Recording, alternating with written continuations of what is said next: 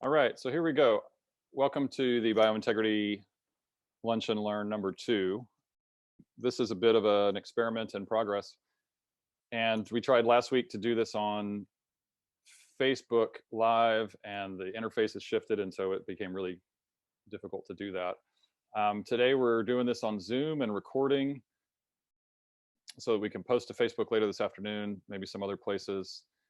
So I'm just going to go ahead and get started. This is a brand new series from BioIntegrity that, again, is an experiment loosely titled "It's Time to Move On, It's Time to Get Going" after the Tom Petty song, which I have a lot of feelings about that. But today's presentation will be on a paper I wrote in 2016 and then updated in 2017, 2018, and 2019 in very minor ways, called The Systemic Climate Solution. And you can find the paper if you go to tinyurl.com/systemic-CS, as in climate solution. And you can read along. I'm literally going to read the paper, and if we have questions, then we'll take them at any point, and people can jump in with them. If we don't, I'll just kind of keep going through this paper, and I'm going to read and share visuals from the paper. So every slide, by the way, this is the only one that has text on it. So every slide will not have text. This will be the only one, just to give you a sense of what the paper looks like. The introduction to this paper begins. Originally written again in 2016. Today's two biggest environmental challenges, climate change and biodiversity loss, are in crisis. Since 1970, more than half of Earth's wildlife has been destroyed by rapid human expansion. Scientists recently reported biodiversity loss has reached a critical threshold around the world, and humans are now living in a state of eco-recession. More than 70% of humanity currently lives in places where biodiversity loss has been so extreme that the ability of those places to continue providing human life support services is now in question. Despite great leaps in the growth of renewable energy projects and reduced greenhouse gas emissions worldwide at that time, this was before Trump went into office, climate change has progressed past the red line. Global average temperature for 2016 was significantly higher than that of 2015, the hottest year ever recorded, a quote scale jump, which took the global climate science community by surprise. Suddenly, we find ourselves on a fast track to exceeding the allowable maximum of global warming. Meanwhile, coral reefs are descending deeper into a no-return crisis, disappearing faster than probably anyone believed possible just years ago. And quote, conservative science from 2011 predicts we'll lose 75% of all species on Earth to extinction in less than 250 years. That conservative science from 2011 has been recently updated. 2011 is a long time ago in conservation biology. We might get into some of that later. That's a now much shorter timeline. It's highly likely that catastrophic loss of human life and life support system services will take place within the next 5 to 10 years unless we begin protecting and restoring biodiversity, wilderness, ecosystems, and biological productivity at global to regional scale. And these are some of the relevant graphics discussed in that intro, plus one showing that we're losing forests, tropical forests, at around 1 acre per second. Also, I should mention that I'm going to reference a couple of this again from 2016. I'm going to reference some of the stuff from 2021 that's going on. Yesterday was Earth Day, and Joe Biden conducted a very meaningful conference about trying to reduce emissions in the United States and get to 50% reduction in greenhouse gases by 2030, which is wonderfully ambitious. I also watched most of the Greta Thunberg documentary on PBS last night that was a couple of hours about her struggle to understand how to win the climate challenge. And then there's some really good new science on the power of regenerative agriculture to literally solve the climate problem wholesale. And we'll get into that after I go through the paper. There's some wonderful updates. A little more from the abstract. Priority 1 is globally strategic conservation. Significant investment in globally strategic ecological conservation and restoration is the only means to stop and reverse today's systemic environmental crises. And by ecological conservation and restoration, what we're talking about is protecting and restoring wild ecosystems. It is also the most economically efficient and multifaceted solution. Protecting and restoring Earth's most biodiverse ecosystems would reverse the global biodiversity crisis, heal significant cooling assets in Earth's climate system, strengthen global life support services and ecological security, help lift the poor out of poverty, proactively and regeneratively address the challenge of feeding a rapidly growing human population, protect developed economies from expensive storms and natural resource collapse, desertification, and grand-scale entropy, and save lives and commerce. Today's global environmental challenges immediately threaten the continuation of our species and life in general, but the solution, protecting and restoring Earth's most biodiverse ecosystems, utilizing eco-intensive design to solve the global food and poverty challenges, i.e. regenerative ag, and installing biodiversity resilience buffer zones and corridors in and around the places people live and work is affordably within reach within 10 to 35 years. A vast network of proven ecosystemic conservationists, restorationists, and stewards already exists, ready to expand their efforts to do the work of healing our climate system, restoring biodiversity, and greatly improving civilization's resilience to global warming and climate change. These people hold the key to catalyzing a brighter future for all living things, but need much greater financial resources to succeed. Total costs to turn the ship on today's global environmental challenges via globally strategic conservation and restoration is at least one order of magnitude less expensive than current technology investments, and many, many orders of magnitude more ecosystemically beneficial. Individuals and organizations supporting the strategies put forth in this series of papers will be supporting the most important legacy in human history, protecting and restoring the future of Earth's life.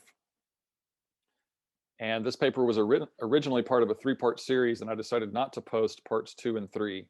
So if you read the paper, that talks about parts 1, 2, and 3, but here is the summary for part 1. This paper gives an overview of the top strategic priority for global environmental salvation, and is an introduction to the world's most urgent and underfunded environmental solution. Time is critical.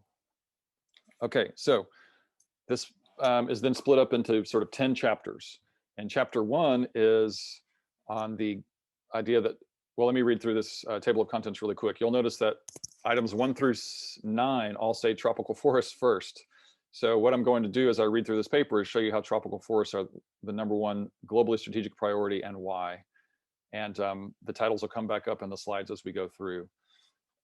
Again, if you want to look and read along, just go to tinyurl/systemic-cs. Okay, so chapter 1 is our #1 globally strategic priority. This image here is basically rainforests that are still remaining on Earth.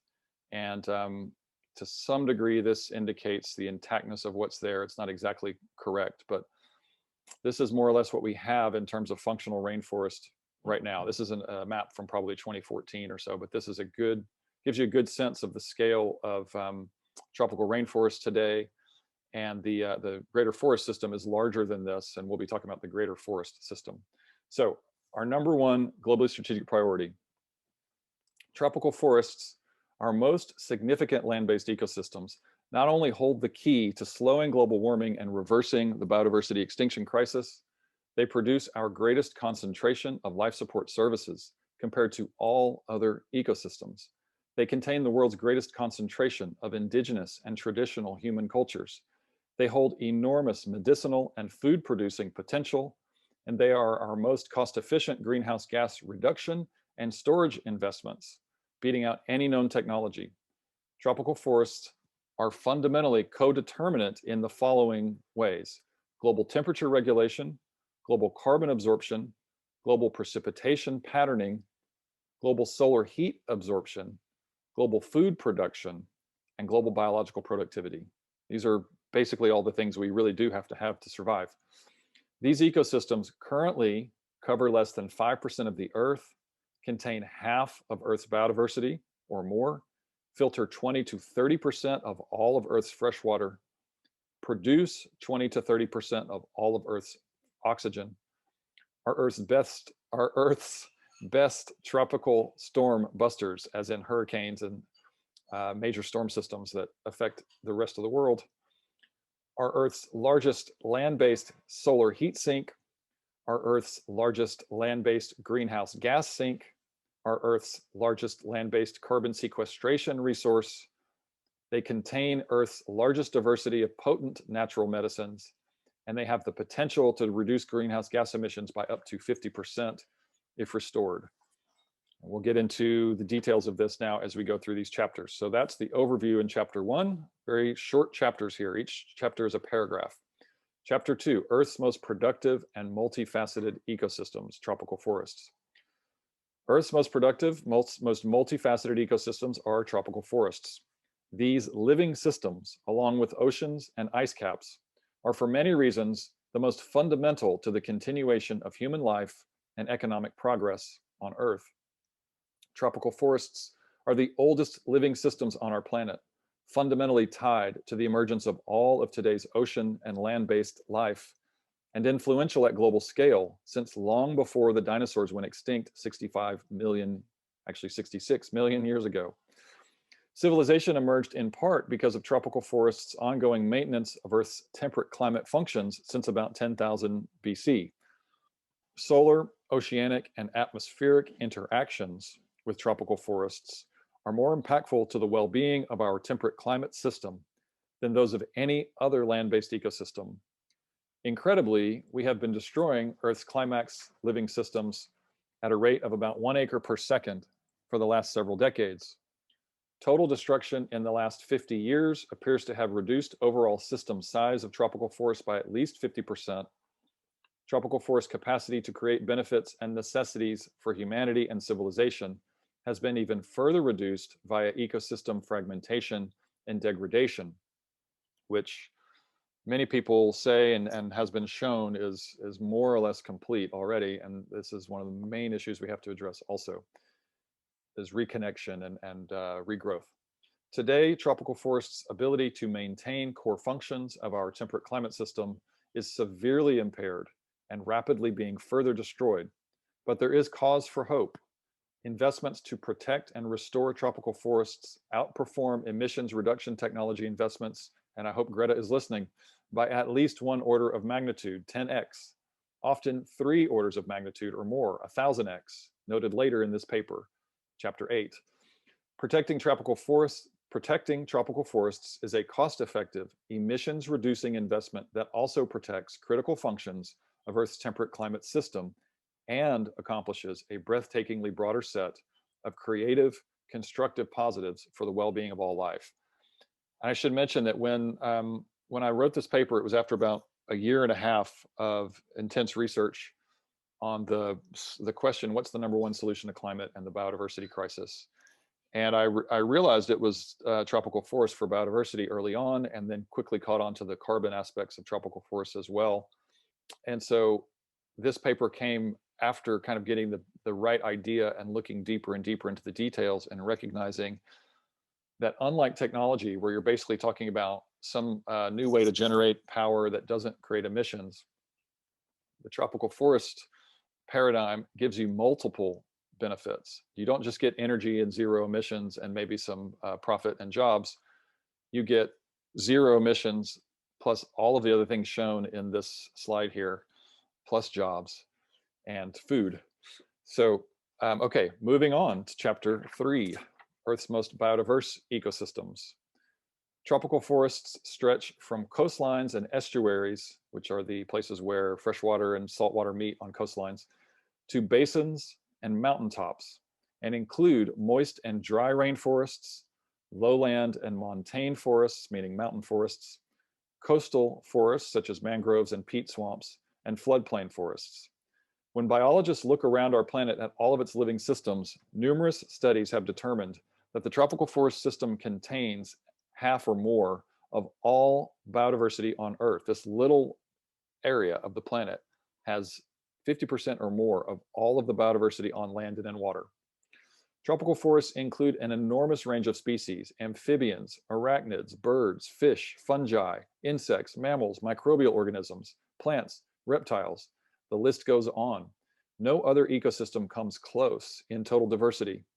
Coral reefs, Earth's second most diverse ecosystems, contain just 25% of ocean diversity, roughly 6% of Earth's total biological diversity.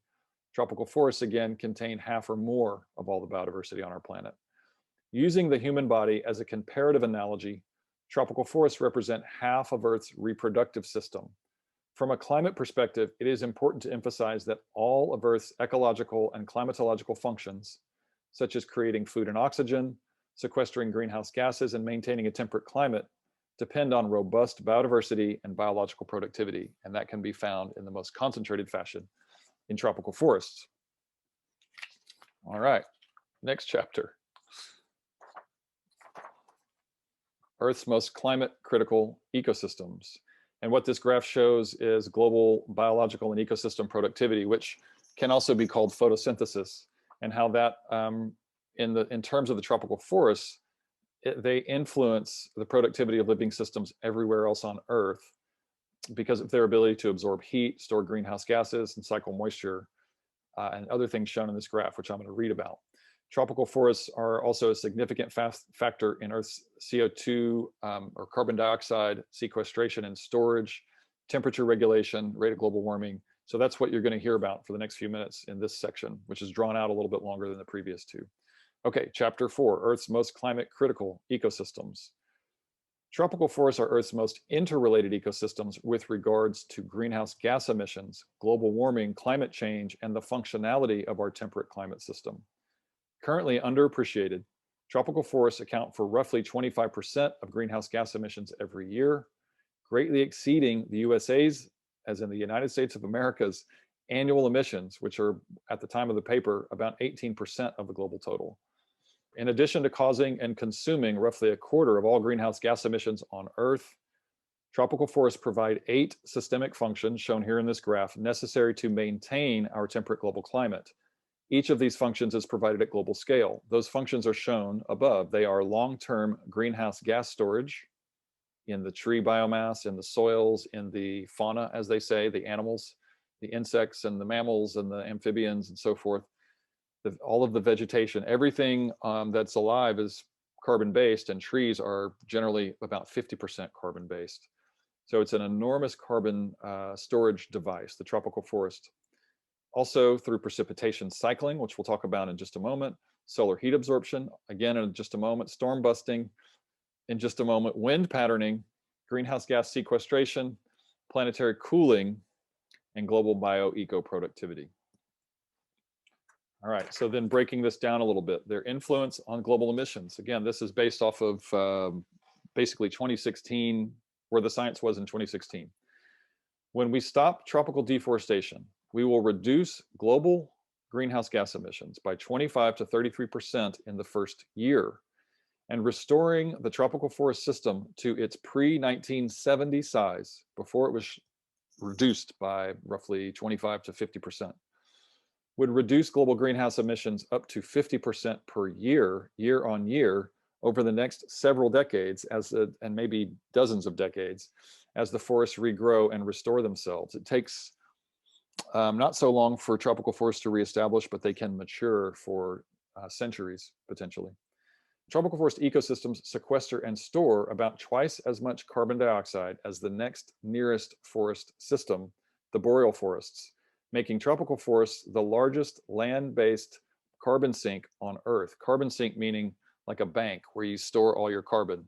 It's locked into these living systems and used productively instead of being turned into stone and injected under the earth or that kind of thing. It's used to make more life support services and create more what we call biospheric infrastructure or bioproductive infrastructure. If totally incinerated, tropical forests would release tens to hundreds of billions of tons of carbon dioxide, at least 5 times more carbon dioxide than the global economy emits in a year. Conservatively speaking, an acre of mature, moist tropical rainforest contains around 200 tons of carbon dioxide stored just in its tree mass, called above ground biomass. It's not unusual for old growth tropical forests to contain over 500 tons of carbon dioxide in tree biomass per acre. This is about a third of the average American's lifetime carbon footprint just in 1 acre of mature forest. In fact, all living things contain carbon. Carbon is stored in each of the living things on site: animals, soils, vegetation, microbes, etc. Because of this extreme carbon density, tropical forests superpollute the atmosphere like a coal plant when they're incinerated. Approximately 5,000 acres of tropical forests are incinerated every day. On a strongly positive note, Healthy tropical forests currently sequester about 18% of man-made fossil fuel emissions just from natural growth of the mature systems continuing to be productive, and can be rapidly regrown with minimal investment to sequester far more carbon dioxide. And carbon dioxide is considered the #1 greenhouse gas. It's about 75% of the emissions stack every year. Tropical forest protection and restoration is humanity's largest, most beneficial, and most ready greenhouse gas reduction and storage asset. Staying in the climate space, tropical forests' influence on global precipitation. And what you see in this graph is a NASA mapping of water vapor circulation around the planet between the 2 Junes of 2015 and 2016. You'll notice that the atmospheric moisture basically sticks to the equator.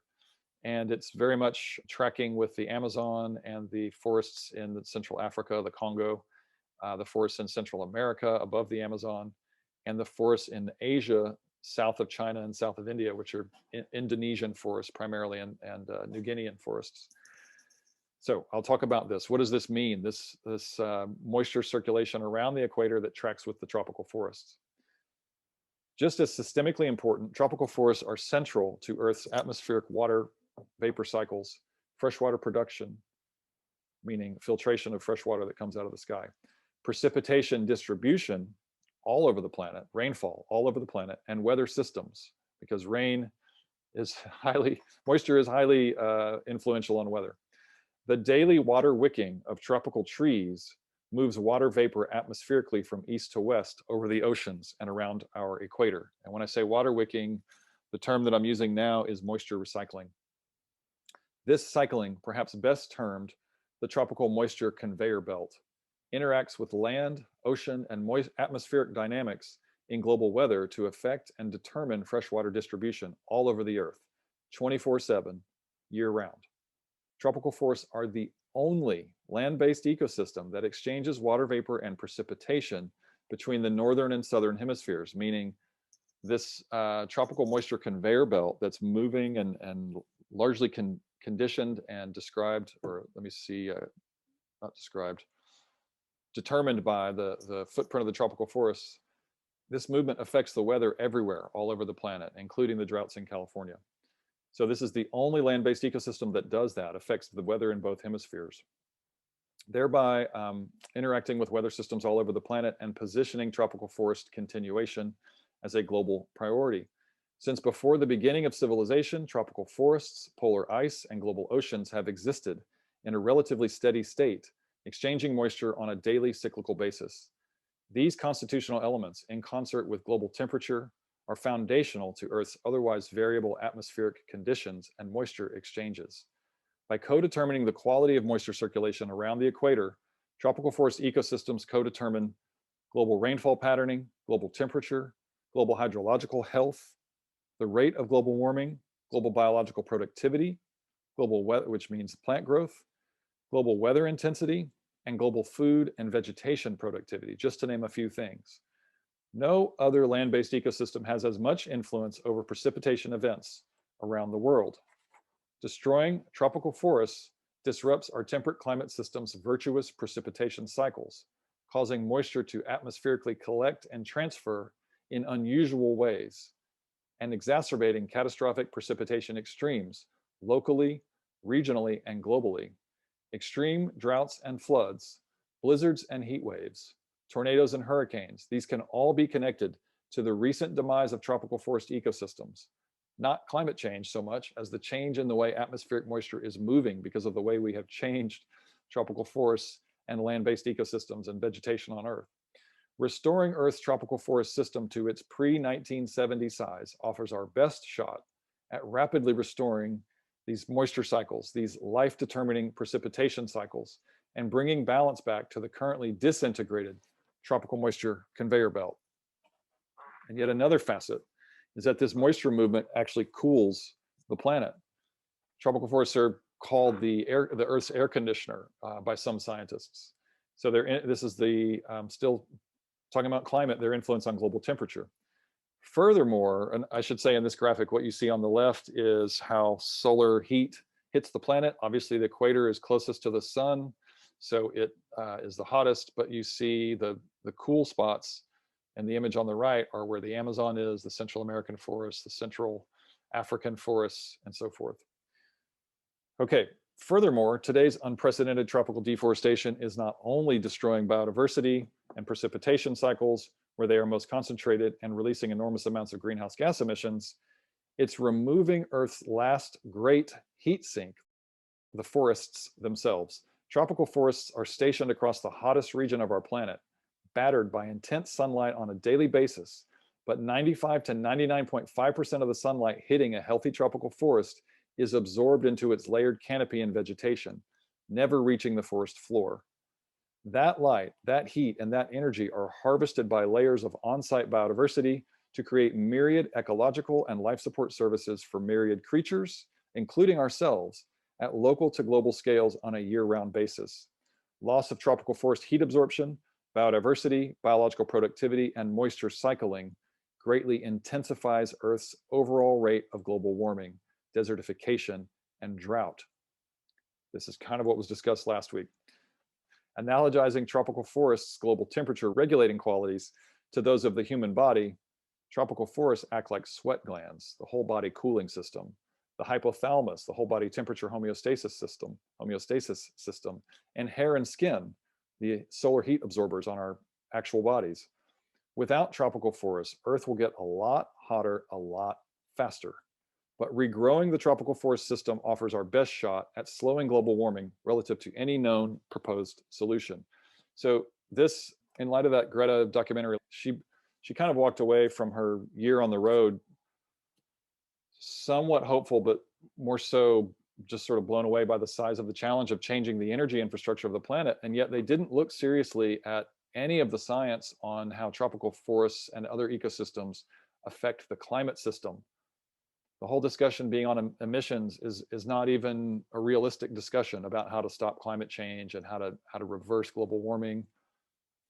You know, it's not just an emissions problem, it's a biological infrastructure problem. This same infrastructure, these tropical forest canopies, has influence on extreme weather. Let me read you that subchapter. Tropical forests are also Earth's best tropical storm busters. Their sturdy, layered tree stands physically modify or break up tropical storms, including massive hurricanes. This was shown in 2017 when the hurricanes attacked Houston and Puerto Rico and so forth. Puerto Rico's, a lot of people in Puerto Rico were saved by the tropical forest at the bottom of the island, which was ripped to shreds. All of the vegetation was torn off of the trees and so forth, but grew back within about 9 months. Can't do that with technology either. Additionally, as low temperature, low atmospheric pressure, moist ecosystems, tropical forests draw heat and moisture away from the oceans, reducing cyclone spin-up. So they actually are both a sort of a jail bar physical deterrent to storms that breaks them up and makes sort of fractalizes storm systems. And they also are preventative in that they are a low pressure system that pulls high pressure air out of a cyclone and into the forest. Large tropical forest systems means larger ocean to land moisture transport, and thus greater potential for preemptive storm mitigation. Destroying tropical forests weakens the ability of the tropical moisture conveyor belt to reduce storm frequency and intensity. It stands to reason that tropical forest restoration then, at large scale, would substantially reduce the costs, infrastructure damages, and personal tragedies and losses associated with hurricanes and other forms of extreme weather attributed to global warming and climate change. So the climate values, summing up here, are that tropical forest condition is tremendously impactful on all weather-influenced enterprises and endeavors, aka the economy, from electricity-dependent activities to food production to transportation. Drawing again from the body analogy, stopping anthropogenic greenhouse emissions with clean tech is like quitting smoking to cure cancer. While fundamentally a requirement for humanity's good future, clean tech only reduces the severity of one of the global environmental challenges, greenhouse gas emissions proliferation. To fix the climate system, we need to eliminate emissions and restore ecological functionality at global scale. The benefits of taking a globally strategic ecosystems protection and restoration approach are multiple, as stated in this paper, They're also necessary if the goal is to stabilize and adapt to changes in Earth's climate for the long term. In other words, we're not going to stabilize the climate just by cleaning up the electricity grid and our transportation and so forth. That's a much more complicated problem. And this is a much more suitable solution. Well, this is the only suitable solution for solving the complexities of that problem. Protection and restoration of the tropical forest system, Earth's vital organs, is the most globally, directly, and comprehensively impactful way to reduce emissions, restore planetary cooling functions, slow the rate of global warming, protect natural carbon stores all over the planet because of the hydration services that tropical forests provide to the whole planet, reduce extreme weather events, and save lives. There are these 8 functions talked about in the context of these several paragraphs: the greenhouse gas storage, the water cycling, the heat absorption, the storm busting. The moisture circulation and cycling also affects air circulation. It's air and moisture that's moving. Greenhouse gas sequestration as new plants grow and new life continues to compound in overall ecological value. Water cycling and planetary cooling, and then also this effect that the water cycling has on global productivity. So not only do they have all these effects on the climate system, they have enormous contributing impacts on the life support system. So this chapter 5 is just a paragraph. It's called Our Most Concentrated Life Support Systems. Much like the body's vital organs, tropical forests are small, yet life-determining. These ecosystems should perhaps be redubbed our most concentrated life support systems. While covering less than 5% of our planet today, tropical forests manage to create and sustain more biodiversity, sequester and store more greenhouse gases, produce more oxygen and foods, produce and distribute more rainfall, absorb more heat, and regulate and reduce more storms than any other ecosystem, oceanic or otherwise, mile per mile. And again, the point of this paper is to emphasize the multiplicity of things that tropical forests are doing for the entire planetary system. All of this life-determining productivity conspires to yet again define the security of global farming, ranching, trade, transportation, electricity production, freshwater distribution, and more. Tropical forests equal life itself in its most literal, magnificent, and locally productive and globally integrated actualization. These self-grown miracles, these tropical forests.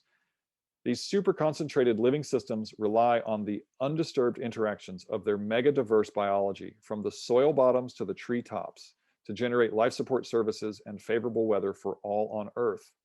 Such concentrated symbiotic productivity can only take place in wilderness. It is a little known fact that wild biodiversity's biological productivity generates humanity's life support services, and that there is no substitute for the life-sustaining services and ecological security wild ecosystems provide, especially those of our super productive tropical forests. Adding a final human body analogy, tropical forests are often called the lungs of the earth. In truth, tropical forests are more like Earth's circulatory system, cycling oxygen and moisture around the planet 24 hours a day.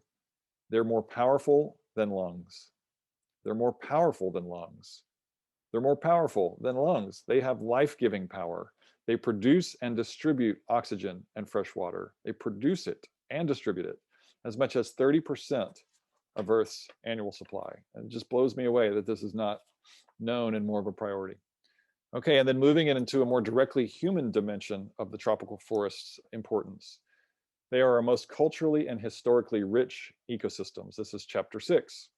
In addition to being Earth's richest and most productive ecosystems, tropical forests contain Earth's greatest concentration of threatened indigenous peoples. All of the world's remaining uncontacted tribes reside in tropical forests, roughly 100 groups, and hundreds of threatened, contacted indigenous communities range across the forests of Central America, South America, tropical Africa, Madagascar, mainland Southeast Asia, the Asian tropical islands, and Oceania. You can see that in the mapping on the left here, that there's a number of threatened dots in the tropical forest regions and not very many in anywhere else on the planet. There are about 6,000 languages in use around the world today. More than 700 of them are contained just in the tropical forests of Indonesia. Papua New Guinea's tropical forests contain more than 800 living languages, the Amazon at least 400. So that is nearly 2,000 languages. About a third of the language diversity on Earth is located in tropical forests.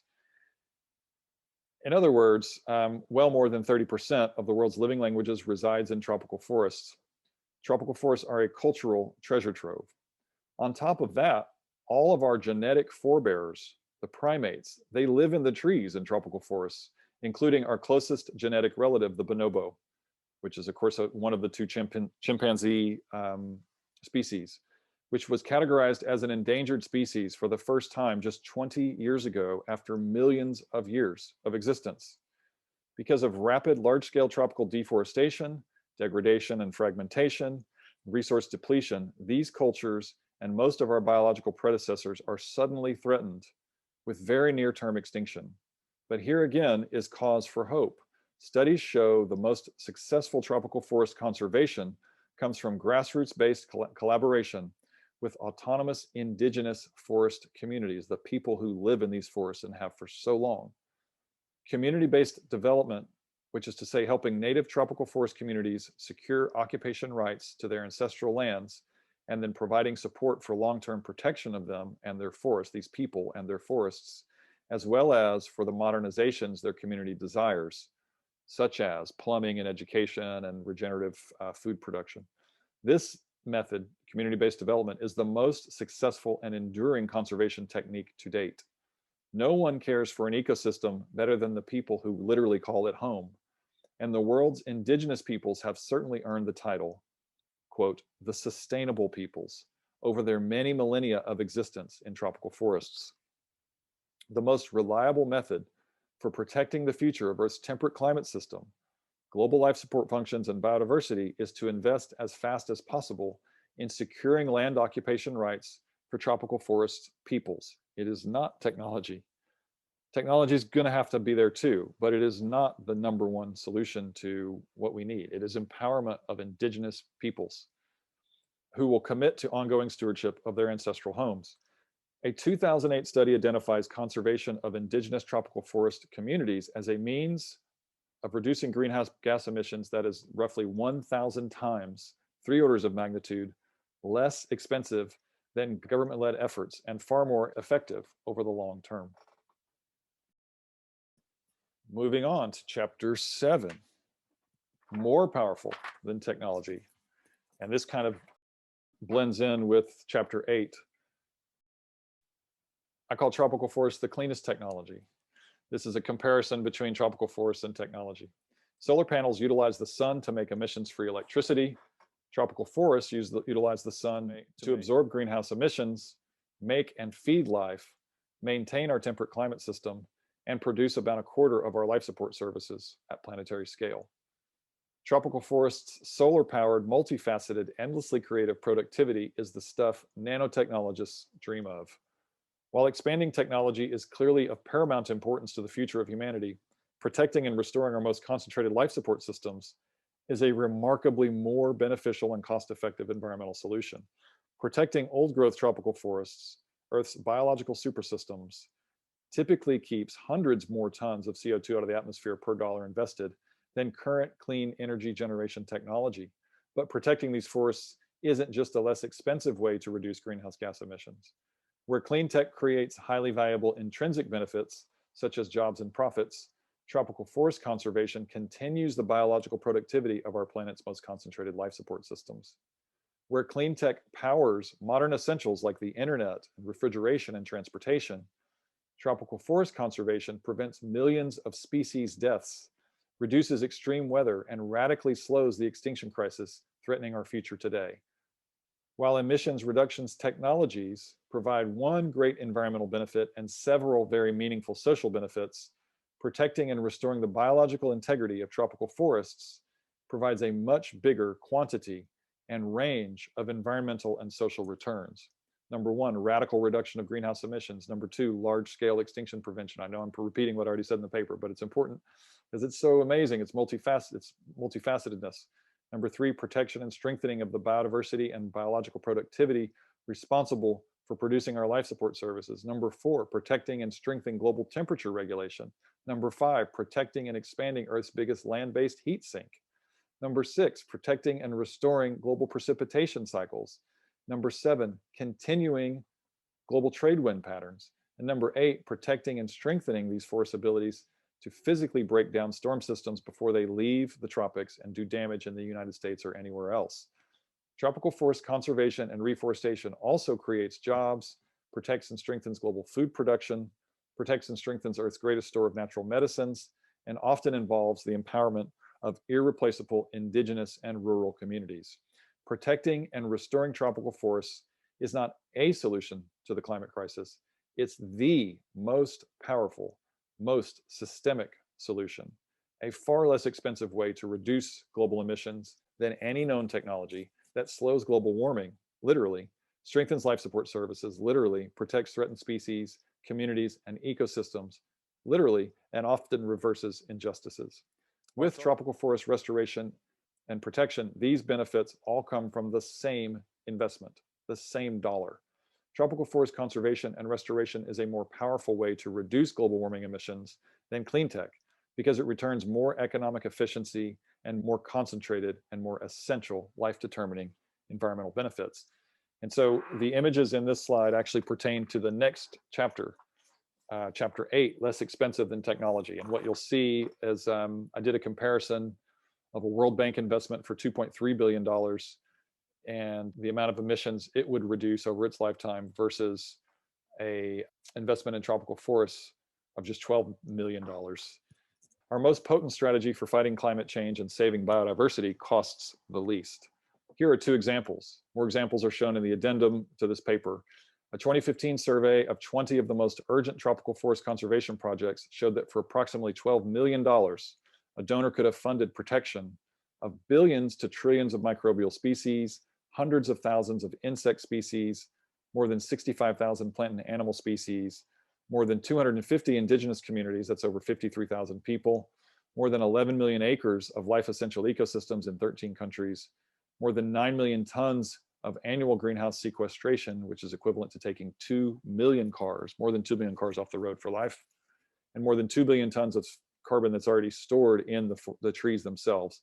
That's equivalent to nearly 1/3 of greenhouse gas releases in the US per year. This is about comparing sort of a bit of an ideal tropical forest project. It was protecting forests in Africa at a very low cost per acre.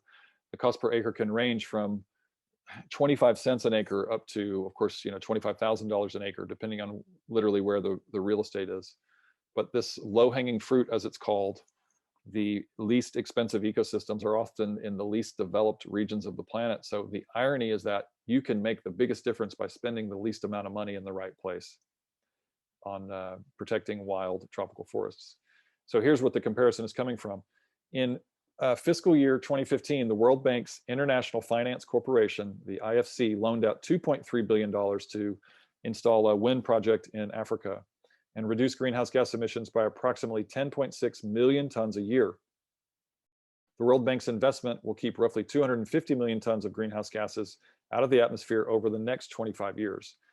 250 million tons may sound big, but the $12 million tropical forest conservation investment that I mentioned in Africa, which had a very low cost per acre, let's guess it was $1.10 an acre or something like that, since it was 11 million acres, would keep roughly 9 times more greenhouse gas emissions out of the atmosphere over the same time period, approximately 2.2 billion tons, and deliver large-scale, urgently needed benefits that are already detailed in this paper, and it would cost 99.5% less. So in greenhouse gas emission terms alone, the World Bank IFC investment for $2.3 billion is going to reduce around 250 million tons. If they had just put $12 million, which is, obviously 0.5% of the total investment, less than 0.5% of the total investment that the IFC made into protecting tropical forests, they would have reduced greenhouse gas emissions not by 250 million tons, but by 2,225 million tons. And here's another investment comparison. And this is showing the environmental return on investment, the ROI, for protecting tropical forests versus other investments. It's a little fuzzy in this, so I'm just going to read through it quickly. That what we're comparing is $10,000 invested in these various things on the left axis: electric car, solar PV, energy efficiency, and you can see from there. And the total carbon dioxide that would be reduced over 25 years, and the third column doesn't really matter, tax deductibility. So let's just look at how electric cars, if you put $10,000 into an electric car, it would cover 8 to 33% of the vehicle cost and reduce 10 to 50 tons of greenhouse gases from the tailpipe over its 25-year life if the car were to be used that long. Solar, $10,000 might cover up to 50% of a 3 kilowatt solar system, which is enough generally for a small house. And that would reduce 25 to 50 tons if the entire system was funded, so more like 12 to 25 tons at $10,000 investment. Energy efficiency, going in and doing the right thing by getting all of your electric, appliances, for lack of a better word, and technologies to be as efficient as possible, some with retrofits and some with new technology, which is arguably not carbon negative. But anyway, $10,000 invested in energy efficiency might reduce around 175 tons of greenhouse gases over 25 years. $10,000 invested in carbon offsets, like reducing emissions from livestock, might reduce 900 tons, which is not bad. Planting trees, if you were to plant 10,000 trees with 1 tree per dollar, you might get over 25 years 10,000 tons of greenhouse gases removed. But then there's the final column there that just talks about tropical forest conservation. I won't read all the things again, but a $10,000 investment could keep 500,000 tons of greenhouse gases out of the atmosphere. This is 100 times more than, well, this is a lot more than any of the other options here for the same amount of money. And you've already heard all the benefits. I didn't mention also pollination being protected. So how is this possible? Is this too good to be true? Tropical forest real estate and tropical forest protection and restoration projects range in cost from less than $1 an acre to thousands of dollars per acre. Because tropical forests are often undeveloped lands located in the developing world, the costs of protecting, restoring, and stewarding these ecosystems are generally super low. Unlike development-based climate solutions, tropical forest solutions can focus on protecting and strengthening the wilderness's most influential to global climate stability and security. Relatively speaking, minimal financial inputs are required to maintain wilderness in most cases, though funds are also needed to carry out and maintain community-based economic development and securitization of the system and environmental stewardship. Earth's future, seen through this lens of tropical forest protection and restoration, is very affordable and very bright. There are more examples in the addendum. A second to last chapter before the wrap-up chapter, most medicinally rich region of the planet. But wait, there's more. A number of powerful medicines currently in use in the developed world are derived from tropical forests. I actually saw something this week that said it's 50% of medicines in the developed world are derived from tropical plants. However, the overall potential with such medicines is essentially untapped. Less than 10% of the plant life and an even smaller amount of the animal life in tropical forests has even been assessed for medicinal potential.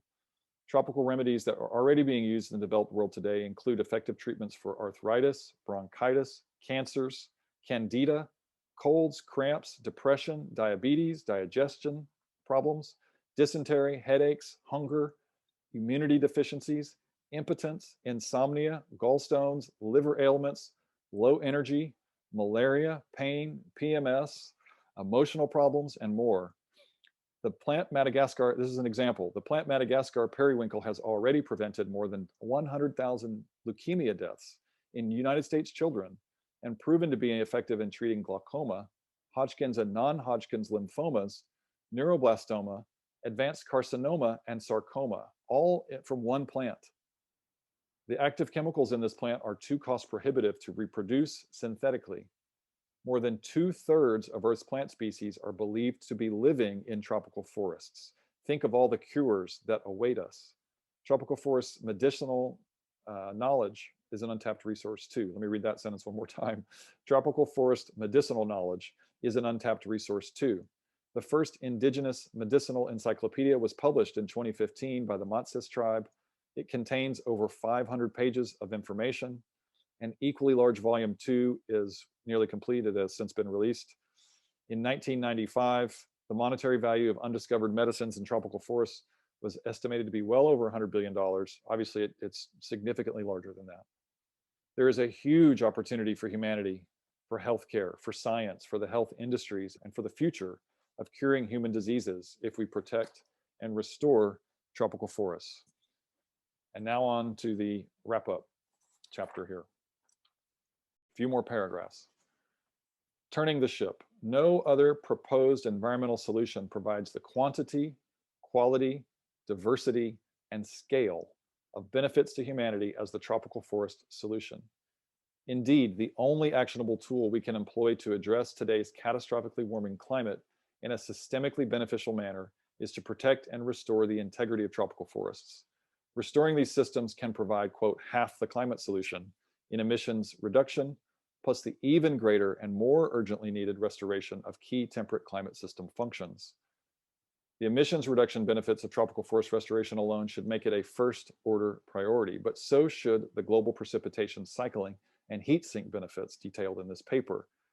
In short, fewer storms, less drought, slower global warming, radically reduced climate change are all possible with protection and restoration of the tropical forest system.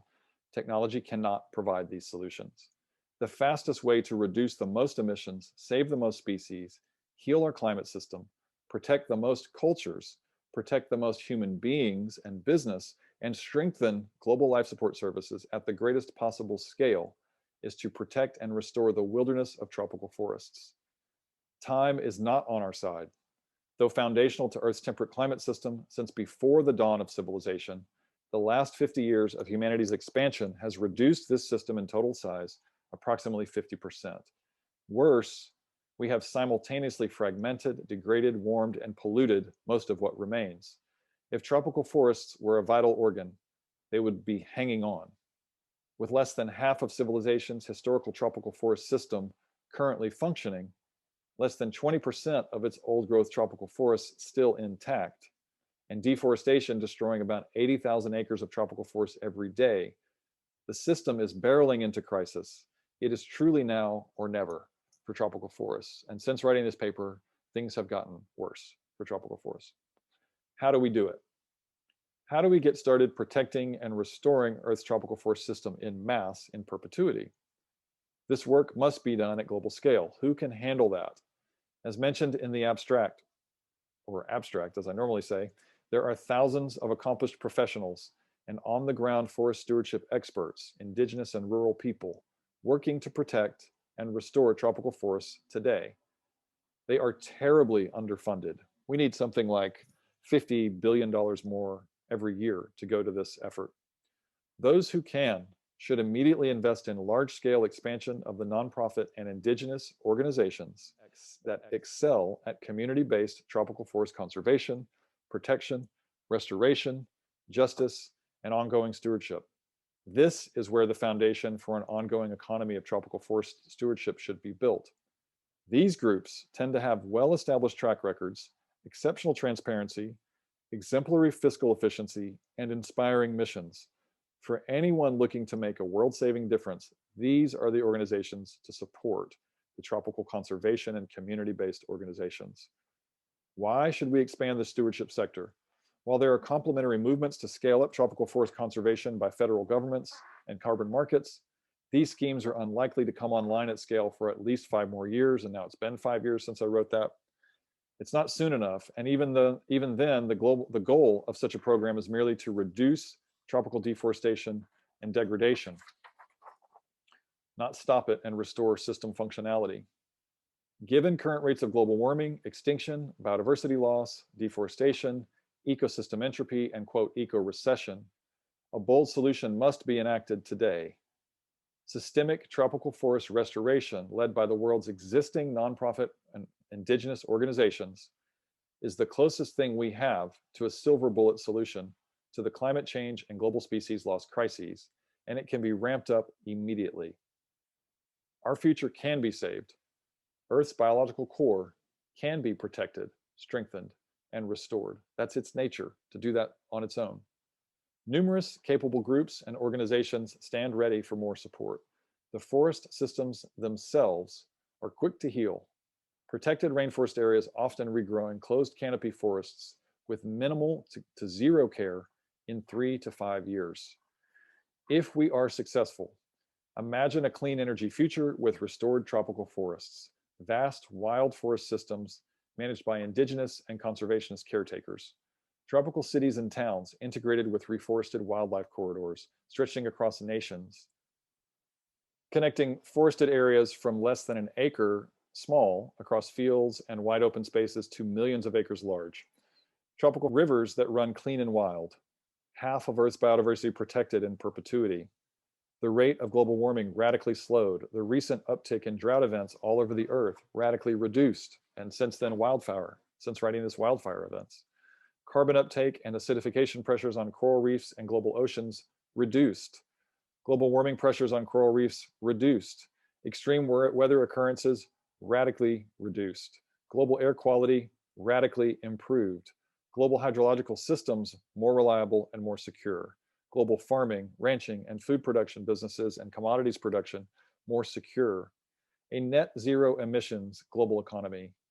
Cultural diversity and indigenous environmental stewardship established as core values of our shared future.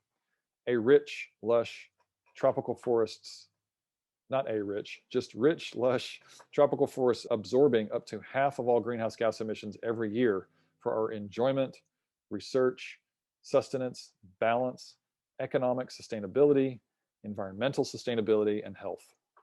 Stewardship of humanity's environmental necessities forged into the global economy. And that's, of course, where biointegrity is now going. We have years, not decades, for positive change. These are some of the reasons tropical forest conservation and restoration efforts should be expanded by several orders of magnitude today. This was written 5 years ago, and we still are not there. We must empower community ownership and stewardship of Earth's most productive life support systems. The bottom line is we simply need to prioritize, empower, and expand the success of those doing the best tropical forest protection and restoration work today for the long term, and we need to act fast. More so than clean tech, more so than any other environmental solution, how we treat tropical forests over the next few years determines the future of life on our planet. And you can contact me for a list of organizations to support. You can check out the paper for the citations. And that's, over an hour. I went ahead and read because the interaction is not so high on this particular presentation. So I went ahead and read long. I do want to comment again that this Biden plan, let's see if I can share this. This is a conservative columnist who tried to take it down today. And he made some really good points, which should be highlighted. And so this guy is saying Biden's climate summit is full of hot air, that he's not being realistic about jobs. The conversation on universal basic income is a really interesting one. The premise being, as Elon says, robots are getting better and better at doing things that humans do. So transitioning workforces into other types of work is a huge challenge that we have to conquer. And this is the main thing that this guy is attacking, is that the number of jobs that have to be shifted is really monumental. Maybe 1 million people need to be moved out of fossil fuels into a new place. So that's a huge thing we don't have time to get into, but obviously I'm going to say that protecting and restoring and maintaining the security of wild ecosystems, particularly in the tropics, is perhaps the most important job of our time.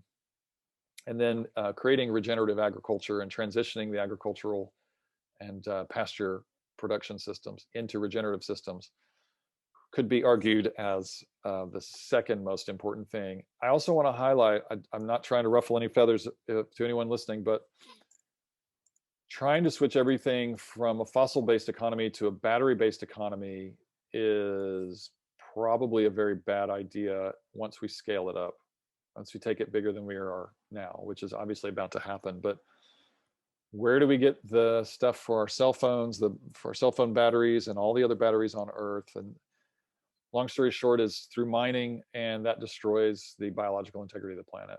And meanwhile, there's this great study that was released, I believe yesterday, from the Rodale Institute that shows that just shifting to regenerative agriculture, to meaning crops and pasture, could reduce global greenhouse gas emissions by 100% per year. I showed in last week's presentation that rebuilding the most affected parts of the tropics on land, that alone would reduce greenhouse gas emissions, historical greenhouse gas emissions, by up to 49%. These are two things that have to happen from the standpoint of the life support system, the shift to regenerative food production and commodities production, and the restoration of the function of these vital organ ecosystems. If we just focus in these two areas, we can take care of 100% of the emissions problem, is the short on this. And I recommend checking out the Rodale Institute. This is a very worthy page they've got here, talking about, you know, the cotton that you wear, make sure it's grown regeneratively, make sure you interact with policymakers on this idea of regenerative materials and food, make sure you start talking to the people at your local markets, make sure you buy regenerative when you can. These are 4 really good points. The food system, it was shown in this study. This is the study that came out yesterday. The one I just showed you is from 2020.